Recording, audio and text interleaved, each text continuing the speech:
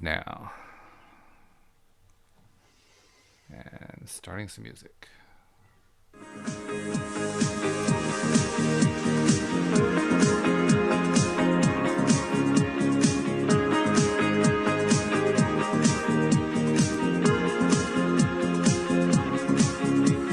Welcome to LOA Today. I'm Walt Thiessen here with Louis D'Souza. Today is Monday, December the 2nd, 2019. It is 4 p.m. in New York, but wherever you are in the world, thank you for joining us for another episode of LOA Today.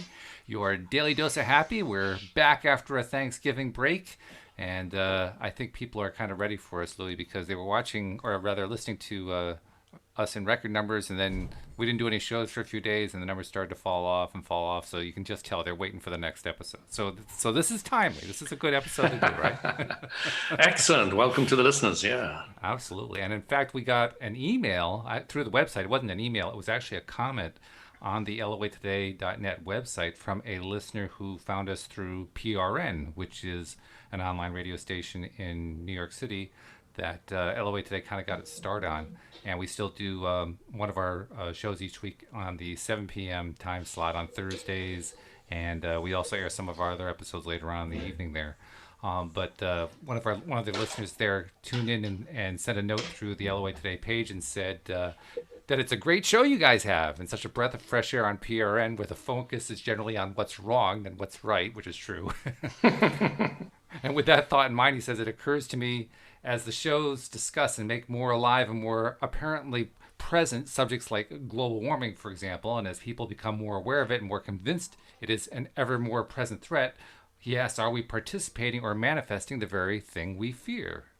So thank you, Jeff, first of all, for sending that question. That was a great question. I did send him an email response, but I figured that's a good way to start talking about things today. So I'm going to turn it over to you, Louis. What do you think is the best way to answer Jeff's question there? Run the question by me and for the listeners again. Let's just go through that quick. All right. So he says, when you have topics like global warming or various unpleasant topics that get discussed on shows, which happens so often on PRN. And we even talk about stuff here on this show that the topic is initially for many people an unpleasant topic, but we either pivot around or we look at it from different viewpoints and so forth. And ultimately we end up with something that I think is a more positive viewpoint. But he raises the question. So what happens if we're continuing to focus on these things? Are we going to be manifesting more and more bad stuff that we fear? So I have a good friend who was a member of Greenpeace. Mm-hmm. And she was often talking about save the planet, do this, do that. You know, we've got to cut back on this and do that. And, you know, going on and on and on about things, save the rainforests. And so it was going on and on. And slowly but surely over the years, I managed to share with her the law of attraction. And it was interesting because eventually I said to her, you know, it's not so easy to say this to somebody right in the beginning, but I said to her, you know, one person in alignment is more powerful than millions that aren't. So if a few of us got together and like they do with these group meditations she was into, and they focused on what they wanted with the planet and how it can turn out and sort itself out, then, you know, one person in alignment is more powerful than millions that aren't. So, you know, how long would it take to sort the whole planet out of all its problems? If, let's say, 500,000 of us got together on one day and focused on what we wanted for the planet and not what we didn't want. Well, that'd be pretty quick, I would think. Exactly. Now, when people get to that understanding, you can understand it. You've seen it. You understand the law of attraction. You've played with it. We've discussed it on numerous occasions. You know, you've been having podcasts for 6 years on the subject. You understand that is a feasible possibility. Mm-hmm.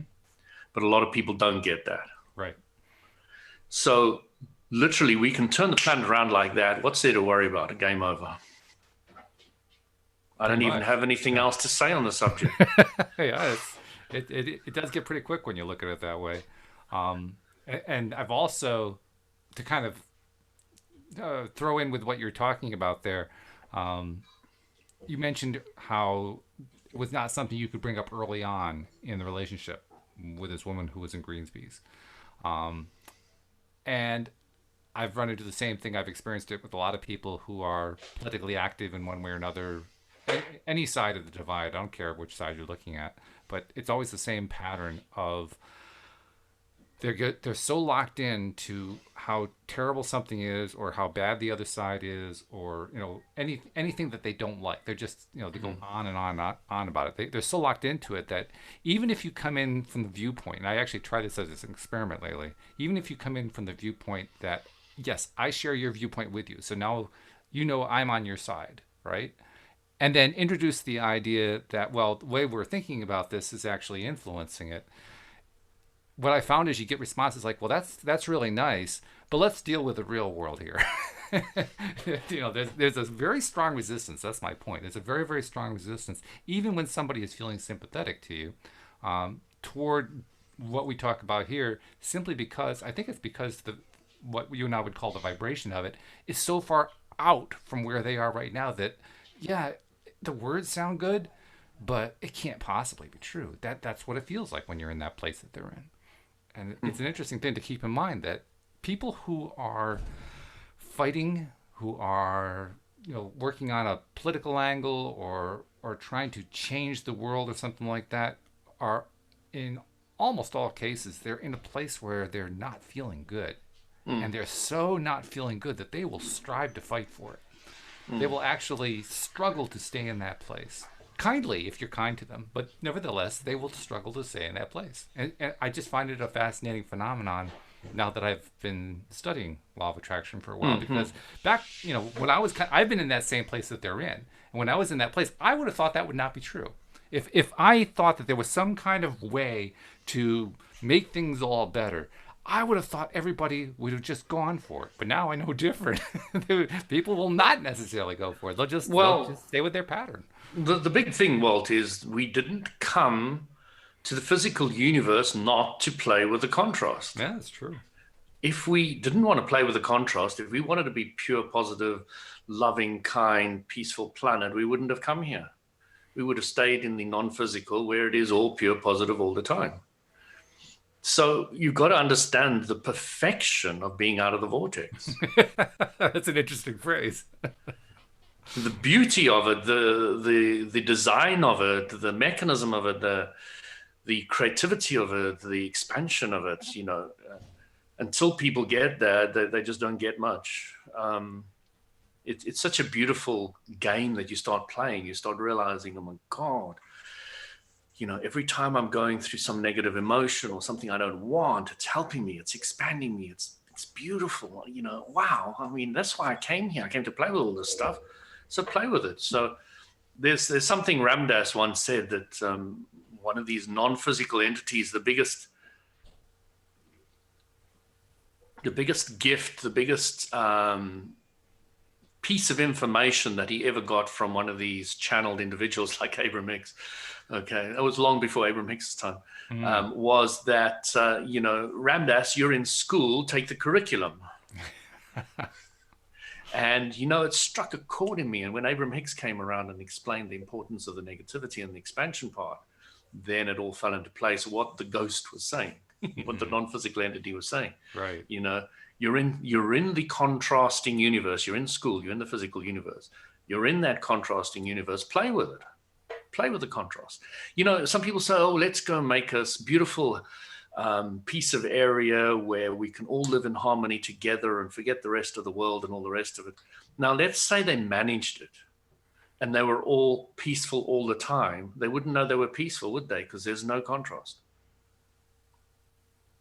Well, I'm not sure if they would not know at all, because if they came from a contrast area into a non-contrast area, unless they forgot about the contrast area, they then if they forgot about over time, if the group lasted long enough that a lot of the old memories faded, and they were always in pure happiness, they wouldn't appreciate it.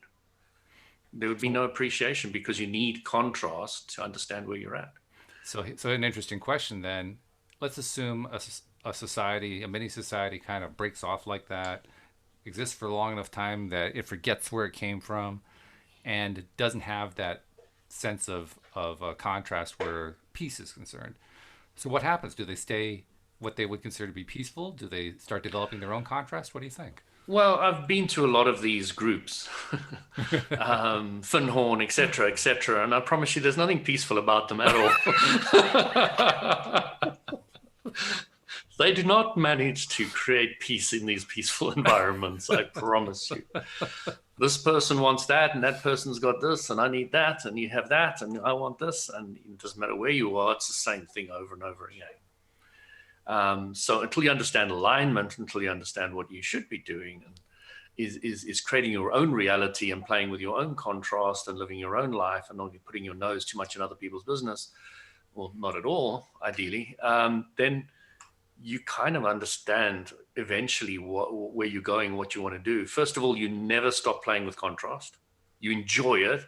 You find the greatest spice in life is when you're like freaking depressed, because you know then you can get ecstatically happy on the other side, where you get people like me that doesn't have too much of a volatility. So I don't get that incredible wowness that some people do, but I'm fairly stable most of the time. So I envy those guys that can go down into depression, because I know that there's a height in there that they can go to, which I will probably never be able to go to. Or, that's putting limitations on myself. But, you get the idea of what I'm saying. Is different people play the game differently, and they have different experiences. And you can all, I'm not saying that because I'm fairly stable, I'm always stable. It's not true. Never will be. I have my ups and downs. They're just not too massive. And that's interesting. It's a completely different wording and different way of expressing it. But it's essentially what I wrote to him, because what I wrote to him was, there is no one way to deal with a topic. I mean, for one person, global warming is a good thing. For another person, it's a bad thing. For another person, it's global cooling that's the good thing. For another person, global warming or cooling is irrelevant. It's just, what's the environment like? For that person, maybe it's, they just want to have a temperate environment. But somebody else wants to go to where Jeff, the guy who wrote this, is. Right now, he's in northeastern India, the Sikkim region, heading toward Nepal in the Himalayas. I mean, that's a completely different environment from the one I'm in right now. Even though we have about 2 inches of snow on the ground, nothing like what there is in the Himalayas right now. I mean, just completely different environments. Now, is one environment better than the other? Depends on your viewpoint. It just depends. So everybody's going to have a different answer as to what their environment is that they want to be. The important thing, from my perspective, is picking the one that you want and focusing on that if you want to change the environment, because then you'll get a different environment. Must admit, about 16 years ago, I went to Taiwan, and I completely agree with you. There are other places on this planet that seem so completely different to the way we live, that I would have sworn I was on another planet. There was not an English word anywhere. Right. Hardly anybody can speak English.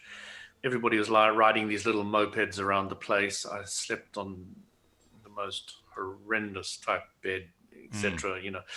The toilets were holes in the ground where you all squatted next to each other, and right. You just really would have sworn you're not on the same planet. I'm not saying some of them didn't have proper toilets, but these were the public ones. But you really get that feeling that it's another planet, but it's just different people playing with different contrast. And you start realizing that there are base core similarities across the board. Rich, poor, left wing, right wing, for Trump, against Trump. Right. It doesn't really matter, but we're all playing with contrast. And the sooner you get to understand that you're creating your own reality, is you get to that place of empowerment, you get to that place of excitement, you get to that place of manifesting quicker and easier, you get to that place of spending more time in a happier place, you spend a lot less time torturing yourself, you spend time stilling your mind and aligning with core, which brings in even more of that power through you. And you get to that place where you're just so at peace with everything. that when you're out of the vortex, which you do even when you get to those places, because nobody's ever stayed enlightened in any of the master or guru books or anything that I've ever read, and I've read millions of them. None of them have ever stayed in that enlightenment stage. None of them. And if they do, then they croak. Borrow Abraham Hicks's favorite term for dying. Exactly. So, yeah, it's really important to understand a few things about the law of attraction. Number one, the law of attraction is a universal law that expands thought. It expands thought through attraction, and it attracts like vibrations. And that is really the simplicity of it all. If you understand that, you now say, well, if I focus on what I want, then that's a vibration. Then the universal law of attraction is going to draw me more of that. And if I focus on what I hate, dislike, don't want, it's going to pick up that vibration and give me more of that. And it's so simple. It's just like, okay, so now I've got the law of attraction down. I don't even know how I've been talking on the law of attraction for how many years, about a year now, Walt. And I just say the same things again and again. I mean, people must be so bored with me. I try to say them in slightly different ways, but it's just the principle is so simple. But I find that if I don't tend to repeat it, people don't tend to get it. They fall back to the old way of thinking. So it's been immensely beneficial to those around me, my endless saying it again and again, and keep the clarity there for everybody else. And I've really seen it being extremely beneficial to those around me. And the longer the people spend in my environment, the longer they get hammered over the head with it. Well, at least we know what we're getting into. Well, you know, my wife now hammers me over the head whenever I get into one of those negative places. But yeah, and she just says my own words back to me, and I was like, That's where you can't get away with anything anymore, right? No, and that's what everybody else says, and I appreciate that. Yeah. I appreciate it because, you know, I'm not always in alignment. And when I'm out of alignment, it's good to get that little kick. Oh, I was focusing on what I didn't want and I didn't get it. Mm-hmm. So now you've hit me in the face. I've got it. Now moving forward. So I could also take umbrage over that. Oh, yeah, easily. I could, but I wouldn't be living up to my own teaching. I wouldn't be, you know, wouldn't be a product of the product, you know. So well, you probably also wouldn't be living the life you want to live. Exactly. Because it's clear which life you want to live. You've been living it. I'm watching my daughter come in here and said, we've got some new guests today, some very good old friends of mine, spiritual travelers in my life, and they're gorgeous people. And we were talking a bit about the law of attraction as well, and all the rest of it. We're having some great chats. But my daughter comes in bounding in and says, oh, we've got new this and new that and new the other. And she's so excited about all these new things that are happening in our house and our life and all the rest of it. And she's bounding off the wall with them all. And it's so nice to feel that excitement with everything. Absolutely. And to have it ripple effect around your house and have everybody talking about it. There is nobody who truly gets joy like a child. Exactly. They get it better than anybody. And they demonstrate it every single day, often to the frustration of parents, but nevertheless, they demonstrate it every single day. I know. My daughter's vibration was so high, I actually had to walk away from her because it was, when you're out of sync with somebody who's at a higher vibration, it kind of feels burny. You kind of feel like you're getting a bit burnt. Mm-hmm. And, you know, I'm realizing for what it is, she's got a higher vibration for me, but I don't like the idea too much. You know, my ego gets annoying. You know, I should be up there too, you know. Yeah. So you know, there's so many ways that you get umbrage and you can feel you know, not so aligned. But you know, if you gain the awareness that, oh, this is expanding me, this is helping me be clearer of what I do want. Oh, wouldn't it be nice if I was always at that vibration my daughter is? It gets exciting. It's like, wow, you know, then we could be flying up there together. And you know, I say, please do the dishwasher. And she doesn't really like doing the dishwasher, but I said to her, find ways of enjoying it. And whenever she does it now, I just hear her singing. She's singing to herself and going on, and she's finding a way to enjoy doing her chores in the house. So it's important to find repetition tasks. Some are very enlightened individuals go take packing jobs at a factory. Mm-hmm. Or washing dishes. You've often heard of people washing dishes and getting enlightened, but it's about just doing something repetitive in a loving way with the loving thoughts. Oh yeah, I mean, you mentioned washing very dishes. Powerful. That's one of my favorite ways to release stress, actually. Just to let go. I know I'm out of alignment. I know my vibration's not in a good place. I know I want to shift it. Go wash some dishes. I guaranteed 15 minutes later, I'm feeling better. Plus, the dishes are washed. Yes, I know. And it's always nice to see a tidy room and clean things. So funny stuff. By the way, the other Jeffrey, our regular live stream listener, Jeffrey Blagg, has also chimed in, as opposed to Jeffrey Bose, the gentleman who's off in the Himalayas, as I believe it's now called. But he shared a few things I wanted to bring into the conversation there. He says, first of all, I use Neville Goddard techniques to visualize environmental improvement. I know there are millions of people around the world working on these intense issues. Right now, I can visualize people clearing up beaches, planting trees, inventing sustainable products, etc. All that needs to be done is being done. Trust the universe for the big stuff as well as the little stuff. That's why we have think globally and act locally. Now, that's the first time I've ever heard that phrase, think globally and act locally, used in that method, in that particular context. That's a great context. I like that one.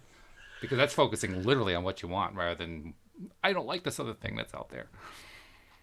There's one thing that I wanted to point out there is you used the word working hard on, I think. And I really want you to say working with fun and joy on. Replace that word hard, because it just slows you down so much from getting what you want. I don't think he said work hard. I think what he said is working intensely. Intensely, that's the word I was looking for, yes. Or working on these. Actually, he said working on these intense issues. So he was saying intense issues, intense, yeah. Which they're not. Well, they are. Yeah, if you believe they are, then they are. Yeah. Those people I was telling you about that I was reaching out to, it was very intense for them. There was no doubt about the intensity. It was clear. I do feel sorry when I have the SPCA guy come around looking for donations to my door. What happens?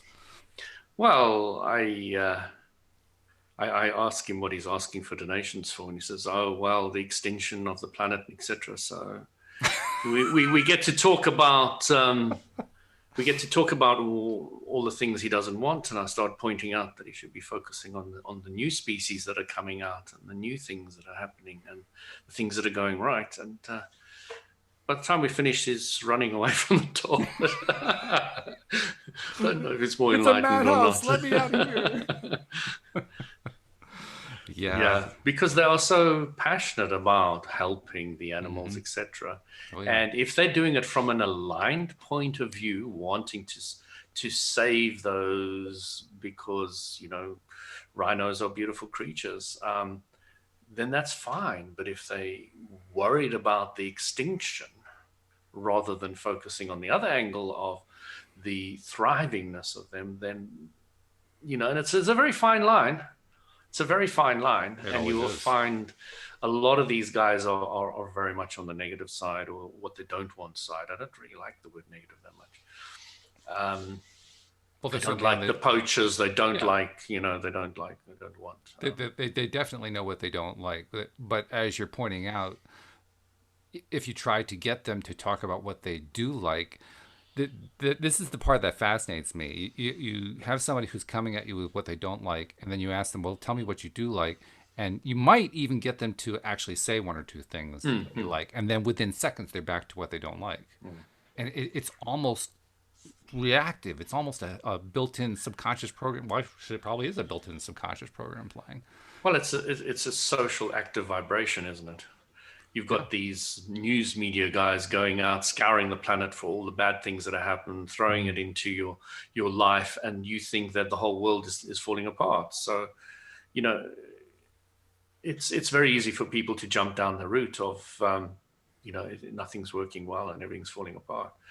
And if people don't understand their own universes, they won't understand that everything's working beautifully in my world, Mm-hmm.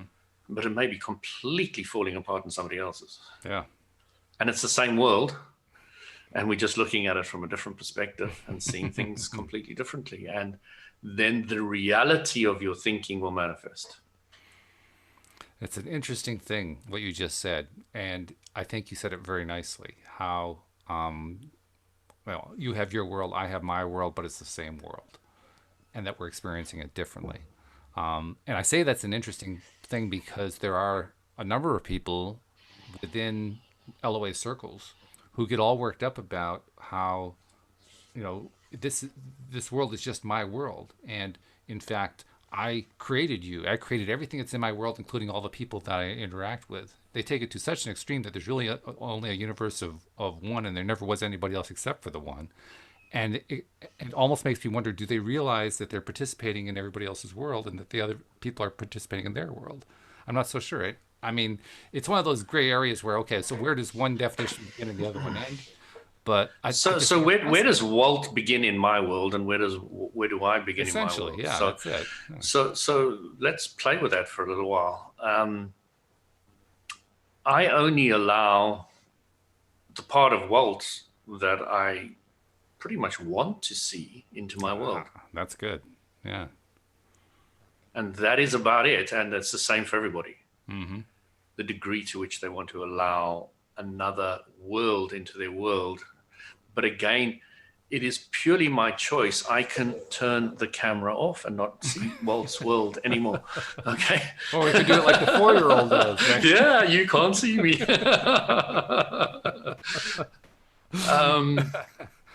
Yeah, so it really is up to the individual what they want to do. Now, some people will say, no, but you're coerced and forced into a point of view. And you'll realize that the only way any of those coerced people ever get out of that point of view is when they change their point of view, not when the circumstances don't change until they change. And it really is quite a scary thing. You start realizing that, shit, I created these endless failure in relationships. I created this lack of money. I created this shitty boss. I created these crap jobs, and one after the other after the other. And you start becoming, maybe sometimes, maybe even I did, you start becoming angry with yourself and saying, yeah, I'm a very shitty idiot, don't I? Why did I do this to myself? It takes a long time before you even get to that stage. Yeah, oh yeah, that's almost advanced. Yeah. It really is. And then you start knocking yourself a little bit over that whole thing. Yep. And then eventually you see, oh my gosh, but it was actually all perfect, because if I didn't get knocked like that, I wouldn't be here today. I wouldn't be on this podcast. I wouldn't be helping other people in a way that is not necessarily to help other people. It's because I enjoy doing this so much. And I don't care if you get it or not, guys. And so sometimes I get the people saying, oh, you don't care. I said, I don't really care if you get it or not, but I care intensely if I enjoy it or not. I said, that's really selfish. I said, wow, what's the greatest gift you can give anybody in the world? And then they stuck, because nobody's really thought of that question very much. And then I say, well, don't you think giving your own happiness is one of the greatest gifts? And most people will generally agree with that. Mm-hmm. And then you say to them, well, isn't that a really selfish endeavor? Keeping yourself happy? Well, there's always a surefire way. If you're uncomfortable with the whole concept of selfishness, you can buy into something like that, and then you can say, yeah, but at least I'm not narcissistic. Because that's like the politically correct way to say, don't be selfish. Narcissistic sounds such a great word. Sticking to the narcissism. It's a funny thing also when you're talking about any of these issues, usually political issues, where people are struggling and fighting and struggling. There are two interesting facts that I inevitably notice in any situation like that. The first one being how rarely they win. Usually they never win. Occasionally they might be able to dredge out a win that they basically struggled to get past the finish line. And the second is they don't notice the fact that they didn't win, that they never win. They continue to just keep, you have to fight the fight, you have to struggle. Never mind that you've never won that way, you have to do it anyway because that's the only way that change has ever happened in this world. Have you noticed, Walt, they say not fight the fight, they say fight the good fight. The good fight, yes. So you've got that contrast, they're playing fighting and good. Yep. One of the best ways I know to clarify what that means, at least this is how I did it for myself, was recognizing the relative lack of value of good and bad, of positive and negative, how completely unhelpful they are in terms of understanding what's going on. They kind of just get in my way. And once I got them out of the way, all of a sudden everything became so much more clear because now I wasn't trying to make them fit into an ethical bindery of some kind. Well, the whole thing, Walt, good and bad is very important to me, or what I believe. Okay. But what you believe is good and bad for me has got no consequence on my life. Well, this is true, yes. I've kind of taken it to the next level where good and bad, I could care less about what's good or bad because even if it's good for me, I still don't care. It messes me up in the thinking, so I just get rid of it. No, I'm very clear about what I like and what I don't like. Oh, I like that, yes. What's the difference between good and like? Oh, I think there's a big difference. Okay. Because I think the difference is that good is like with a moral component. Like is just an expression of preference. I prefer this. But good is I prefer this, and it's the right way to look. You're looking in terms of like being what you perceive is correct, and you're looking at good as the collective sees. Doesn't necessarily have to be like that, but I understand why you see it like that. I don't even think of it as correct, but I figure it as selected. Because I don't think that just because I select something that makes it correct, it just means I selected it. Like, I like it. Okay. I don't need any more justification. I don't have to make it correct. Good. I don't have to make it right. I don't have to make it good. It's just I selected that one because I like it. I enjoy that. You know, if you don't enjoy it, well, there's a coffee shop down the road. Go ahead. Cheese it and enjoy it. I love that segment. What is it? Cheese it and enjoy it. Cheese it? Okay. Yeah. Yeah, I can get that one. Yeah, it's fascinating, particularly in times like these, because there is a lot of angst about stuff going on in the world, and I hear it a lot these days from a lot of different people. Now, I don't complain about that because I know I'm attracting it. I often attract it deliberately, but nevertheless, it's out there. There's quite a bit that's out there, and I think I was wondering for the longest time why I was attracting it so much. Now I think I know why, at least to some extent. It's kind of like what we talked about earlier. You said I keep doing the same show over and over again. I keep saying the same things over and over again. Why do I do that? I'm probing. I'm experimenting. I'm testing this whole LOA theory. I'm exploring it. I'm seeing how it interacts. I'm playing with it and saying, I keep poking at that and I keep getting this result. Okay, now I've got some information there. That's what it is. It's just, sure, I know the simple thing over and over again, but nevertheless, I'm building my understanding of it. I'm building my attachment to it, really. It's quite interesting because you're talking about how you draw it so much to you. When I'm focused on so many different things and I'm really enjoying them and all the rest of it, that world which you says come to you never comes to me. Because you could care less about it. I don't see hide or hair of it. It's often. Yeah.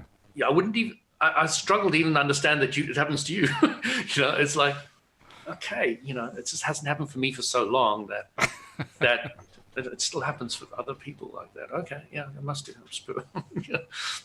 And you kind of really do start living in your own world. Absolutely, yeah.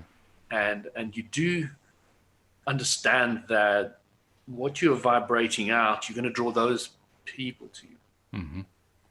And you start loving it because I've now raised my vibration, so I'm going to get higher vibration people to me in general. Of course, you can have low days, higher days. So it's fun because sometimes I go out to the club and I say, today I'm just going to have so much fun just getting in the car, driving and to the club, and I'm just putting on the best music, and I'm just going to, everything's going to fall into place. And I remember driving and getting in one of these moods, and I looked up, and there's this, these white vans. And these guys are usually in a rush and not happy and driving people off the road. This guy was beaming at me from ear to ear, and I was beaming back at him, and it was like, there was no reason for it whatsoever, but it just felt so good. I was in such a high place that I found the right person at the right time, and we were beaming at each other. It was just so cool, man. It's just. And, when I got to the club, I had all the right people, fun, happy people to bounce around with, and all the rest of it. And it's just so good when you're really on that high, and then nothing can touch you besides other high things. And you're just bouncing around on all these good things. And of course, you come down here and there. And, that's okay too. And you start realizing that all of it's okay. And you stop worrying about the ups and the downs. You start focusing a little more on, it's down, so I get greater clarity in the up. And then you're focusing more on the up, and more of the up comes. And, it's just kind of the way I understand it's the universal law of attraction. And I'm clear about how it works. And I'm just happy about it all. And I'm just going to bring my happiness to the table. I'm going to share it with everybody. And, that's the greatest gift I can give everybody. What else can I do? So if you understand that whole thing about giving your happiness to other people, happiness is a high vibration. So what you're doing from a LOA more technical point of view is you're giving them a high vibration. Now, if you're giving somebody a high vibration, they have two options. They can either rise to it or vanish out of that vibration. And if you don't come down to theirs, that is the only options they have. I love the example of the white van, in part because for my wife's gardening business, we drive a white van. Okay.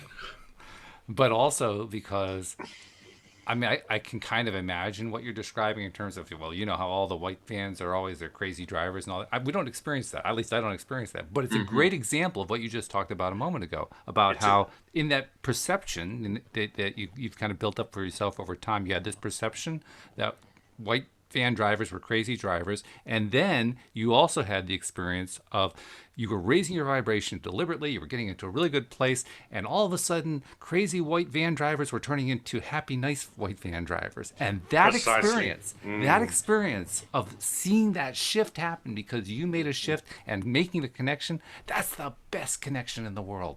That's where, for me anyway, that's where I do my best learning, when I realize, wow, I did that.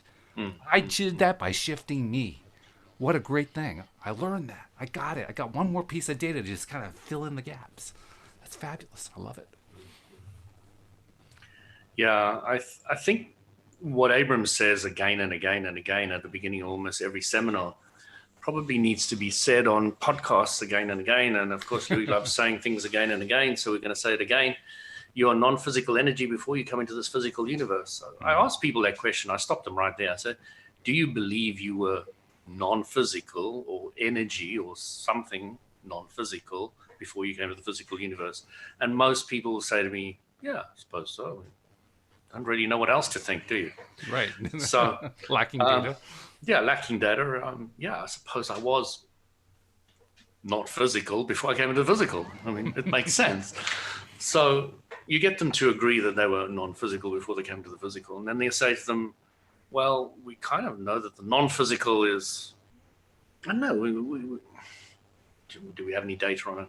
This is the big thing. The big mysteries, almost every mystery, law of attraction is eliminated for me on the physical realm. The only mystery left after you've studied the law of attraction, there's only one left, and that's the non-physical. Or you could say the only mystery left is God. Okay, or source, or however you wish to describe it. So you're non-physical before you come to the physical, and the non-physical you wants to play in the physical universe because it wants to expand the whole, not just itself. So it's not, you didn't come here for an egotistical, Louis is going to do it all and save everything. So you just came here to help be another part of the expansion of the whole. So you came here to play with the contrast, because if you don't have the contrast, you can't expand. So you start realizing that the non-physicals take on the physicals, and they combine together, non-physical and physical, to play the game of vibrational interpreting machine, perceiving, knowing what you don't want, knowing what you do want.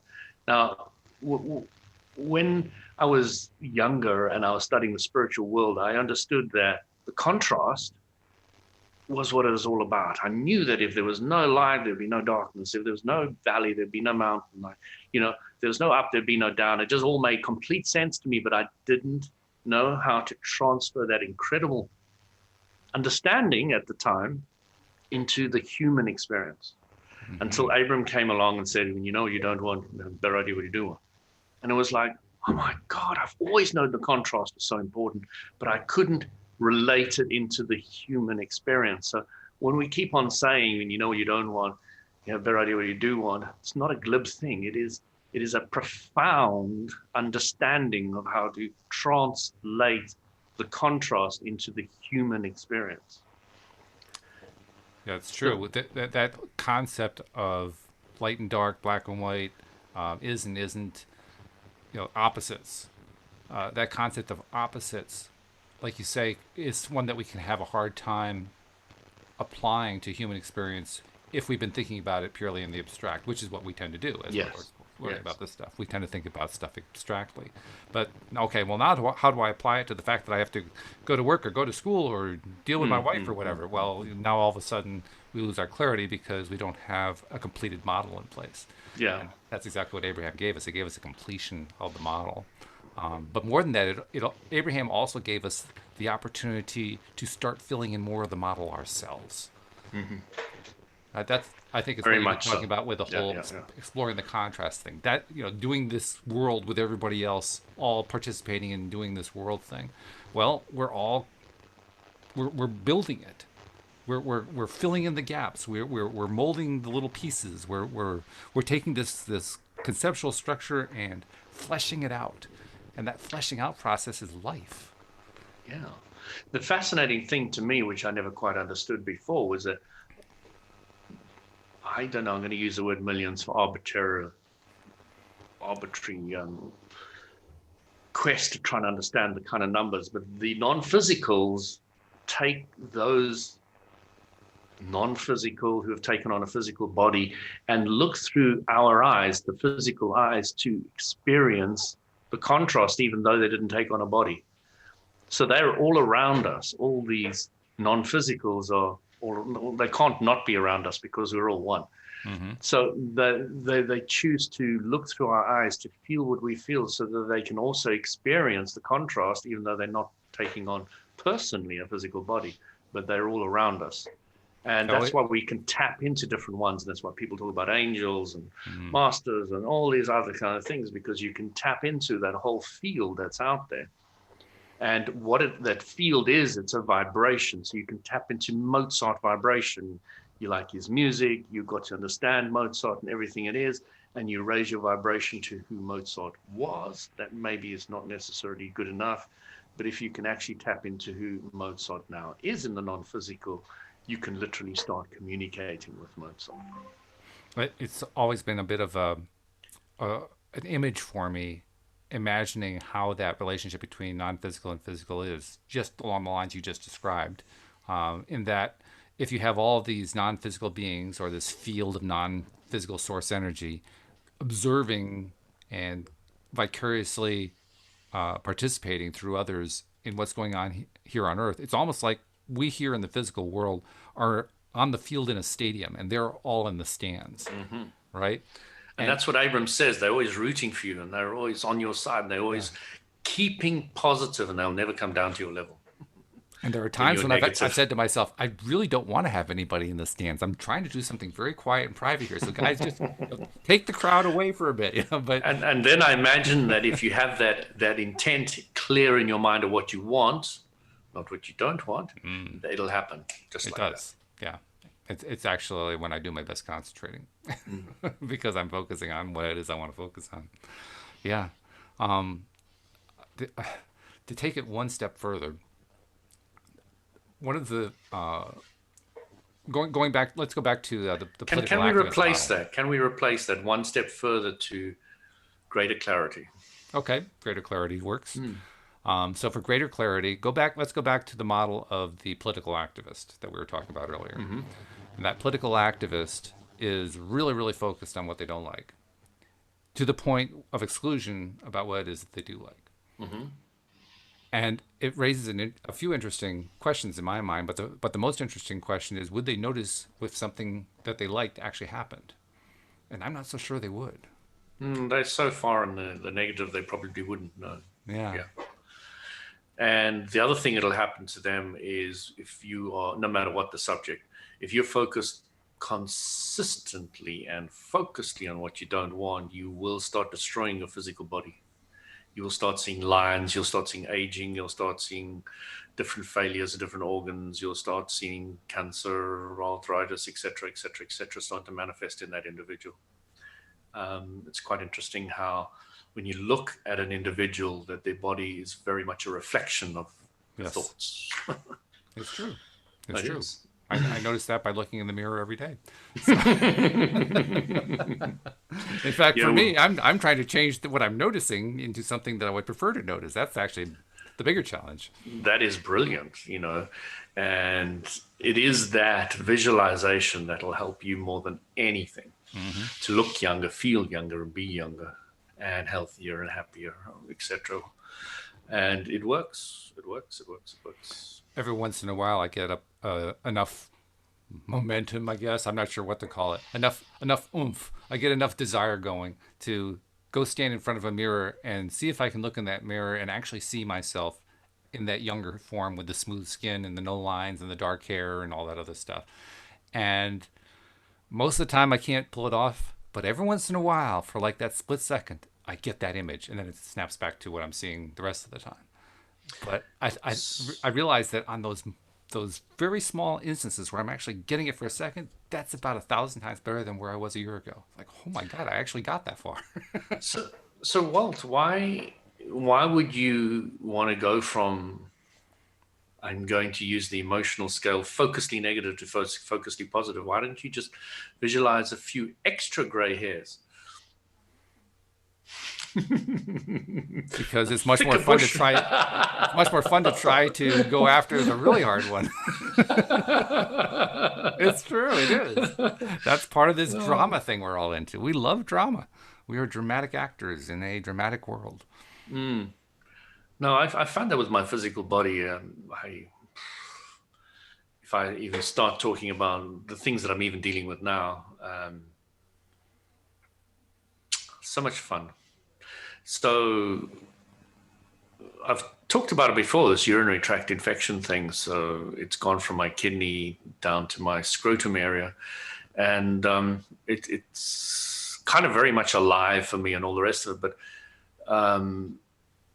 just having shifted it from the one place to the other, which has been there for years, I realized later, after the fact mostly, because of its manifestations. I'm now playing with something that I can feel and touch, and I'm so enjoying it that I've said to numerous people, and who've said other things to me, like, I've said, like, I'm really enjoying playing with this, and they said, well, don't get too involved with playing it, because you might have it for a long time, and there's a truth in that. There is. So I'm playing with something which I can actually feel and touch now energetically, and it's very, very distinct. Okay. And it's not causing me too much problems in any shape or form, except that I'm very aware of it, and I'm aware that when I kind of get rid of it, mostly, that I have more energy. When it comes back, I lose a little bit of energy, and it's a play going on there, and I'm really enjoying it. I mean, I've often said to you, I really enjoy being sick, and it's pretty damn true. The only thing that I really get a bit annoyed with, which I can't cope with very easily, is a headache. So I just take a paracetamol and go to sleep, and it's all over in the morning. And so, that doesn't bother me too much either. But so it really becomes quite fun playing with the health contrast for me, because I'm supremely confident now, because of the improving my eyesight by more than half, getting rid of a pigeon chest, getting rid of all my back problems, aligning my whole body to almost perfection. You know, these glasses are so thin. I used to have Coke bottles, you know. It's like, Yes. um, and it was just been such a fun journey improving them and improving them. These glasses are even half my original strength, so the screen It, looks a bit blurred. it's almost like we're going to the mental gym to work out. And we're just doing this mental bodybuilding in a sense. We're building up our ability to focus on what it is that we like more often and to take our attention away from what we don't like more often. That's the bodybuilding aspect of it. You know, and it's the same thing as going into a physical gym to do physical bodybuilding. It has rewards in it every step of the way if you're willing to go do the work and do it. Now, for me, physical bodybuilding, I really have no interest in it, so I just don't even go to the gym. But I love the mental bodybuilding part. You know, so that's where I do my gym work is on the mental part. Well, you're the rare individual because a lot of people like building the body, and Absolutely. especially the guys I meet in the sauna. A lot of them are really into the physical body and the exercise of it and all the trimmings and stuff that goes on with all that. Sure. Multifaceted devices and techniques, which you can all argue about. Yes. So you exercise the physical body, then you exercise the emotional body in all different shapes and forms. And then how many people exercise that mental body? It's not that many. Not that Probably not. I've never taken a census on it, but no, it's probably not that many. But I like it. many. Yeah. I enjoy it. No. It's when you think your thoughts create your reality. Actually, if I just think my body's getting better, it's going to get better. It actually is. If you really believe it, And that's the playing with it part. nothing that will stop. That's it the playing with it improving. part. I mean, you were talking about the urinary tract. I do the same thing with my knees. I've told the story about how I healed my knees, but the interesting thing is every once in a while, one of them likes to act up every once in a while. Like one of the ligaments just wants to come back. In fact, I had a day recently where all of a sudden it was practically freezing up. I said, "Oh, okay, focusing on the wrong thing for too long here." But I'm enjoying the pull of it, the push and pull of it, the literally stretching the ligament, literally stretching my mind where that ligament is associated, and working it and flexing it and making it more flexible over time, mentally and physically at the same time, and seeing how the more that I work on it mentally, the more it heals physically. And that when I don't work on it mentally, I can flex it all I want to physically, and it doesn't get any better. What Walt and listeners take note of what Walt is saying. You know, it is so important. Get the mental thoughts about your body and your health. Get them focusing on what you would like it to be like, not where it is. Because we tend to run away from that aspect. We want it to act more like a magic wand where I think about it once and I'm done, and then it just happens. And then we get frustrated when it doesn't just happen because I went back to focusing on all the things I didn't like about it. Yeah. We want it to just happen for us without realizing, no, we're the ones who are here to do that play, to play with that stuff and to learn how it works and to develop those mental muscles, so to speak. They're what it's all about. By the way, before we run out of time, I want to make sure that I get our promotional messages out there because we are on a path to build up our listenership. Also, I want to add a second message for the day, anyway, maybe for the week, to encourage people who are on Facebook to join our Facebook group. We have a Facebook group called Law of Attraction Pivot Pals. And the point of the Law of Attraction Pivot Pals group is for people who want to do what we're talking about here, basically having a space where we can safely and supportively with each other share our dreams, share our fantasies, share the things that we're working on trying to attract, and then encourage each other on them and build them out and make them detailed and really, really focus on them in a big, big way. So if you'd like to be a part of that, just go to Facebook, do a search for Law of Attraction Pivot Pals and join the group, and I'll let you in, and you can join us on our daily quest to build up our visualizations and our imaginals. Walt will give you 14 seconds to tell you what went wrong. No more than No more. that. No, we don't time it. No, we don't do that. We just simply Yeah, we encourage you. should do. So what's the part that you did like? I figure if I can get them focusing on what they did like, that's a Hmm. victory. I don't really care what the time frame is. But in addition, of course, make sure that you're subscribed to LOA Today, which so many of you are. But for those who are new to the podcast, or maybe you haven't taken the leap and subscribed yet, please do become a subscriber. Very simple to do. Just go to loatoday.net, and right at the top of the page, you will see instructions on exactly how to do that. It takes about a click, maybe two. And after that, you are subscribed, and all of our shows are coming right to your smartphone or other device every single time that we publish them. And also check us out on YouTube, because that's where we live stream to as we are doing the recordings, and so you can also see what we look like as we're doing this. You can see Louis' dark brown to black hair that he has maintained so beautifully with his thought process over the years. You mean with the camera? It's a great camera. I'll tell you what model. Hey, you're the one who thought it up. That's the main thing. But please do become a subscriber. And by the way, that's one of our goals. Is we're now closing in on 500 subscribers per episode. We're up around 475 right now. Closing in on 500, and the next big goal is 1,000 subscribers per episode. And I think we're going to get there really fast. So that's another reason why I want you to be a subscriber. You help increase that number for every person who does that. So thank you to our regular subscribers, particularly those who have been with us for quite some time. We really appreciate you, but we also really appreciate all the new ones as well. And Louis, I know you appreciate it, because that means you're going to have more and more opportunities to say the same thing over and over. Over and over again. Yeah. I promise to do it in slightly different ways. Well, that's the challenge, isn't it? When you do a podcast like this, I mean, that's the challenge. You're always finding new ways to say the same thing, new ways to come at it, new ways to explore it. And the cool thing is, since it applies to everything in life, we're never going to run out of topics. Isn't that great? It is. Never run out of topics. If it weren't for that, I wouldn't be able to do it 5 days a week. I'd be lost. I'd be swimming in the deep end without a raft. I mean, it would just not be good. Yeah, I remember something my mentor said. I said to her, all these masters are saying the same things in all these different books. And she said, hey, if it works, who cares? Yeah. And if that particular book is the one that works for you, then guess what? That's the one. That's it, right there. For us, it's Abraham Hicks, and for me too, it's Neville Goddard, and it's others. For you, it's mainly Abraham, and pivoting and focusing on what you want. But it doesn't matter what the source is. It doesn't make any difference. What's the one that works for you? That's the one that works. Hopefully, part of what works for you is listening to the podcast here at LOA Today. How's that for a final segue? Yeah, brilliant.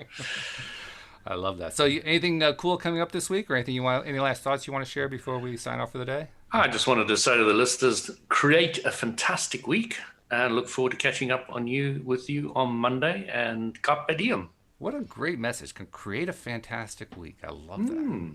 Very good. You ought to do a podcast. Oh, wait, he already does. Absolutely.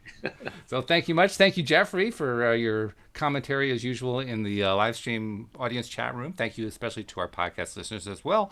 We'll see you all next time here on LOA Today. Goodbye, everybody.